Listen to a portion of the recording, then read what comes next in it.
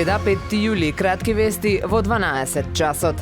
Завршија градежните зафати за целосна промена на водоводната линија на делот од улицата Македонски просветители од Евана до Пожарната. Директорот на јавното предпријатие Водовод Маријан Ристевски за Супер радио вели дека нивниот дел од работата во овој дел е завршен, додека кракот од улицата покрај Пожарна до пресекот со улица Аба Семин ќе се реконструира на есен. Наспроти Пожарната оставена е отворена една поголема дупка каде треба јавното предпријатие Ниско градба да направи шахти. Што се однесува до деловите од коловозот и тротоарите што беа ископани поради зафатите, од општина Охрид не информираа дека сега ќе се поплочат со бекатон плочки, а на есен ќе се асфалтира.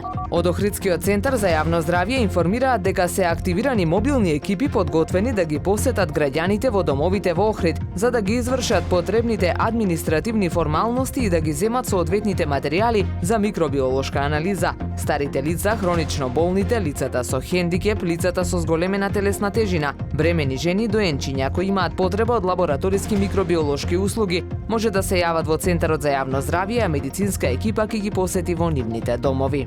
Со дефиле на учесниците и целовечерен концерт на ансамблот Танец, вечерва на сцената Долни Сарај ќе биде отворено 62-то издание на Балканскиот фестивал на народни песни и игри што ќе трае до 9 јули. Концертот е со почеток во 20 часот и 30 минути.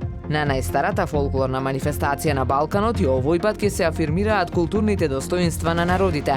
На годинашното издание покрај ансамбли од Македонија ќе настапат и фолклорни групи од Словенија, Полска и од Чикаго, Соединетите Американски држави.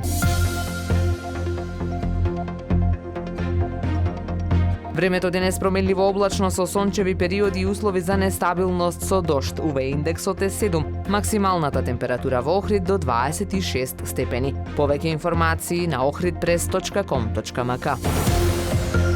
Уредник и водител на вестите Даниела Спасик. Технички реализатор Реджеп Селман.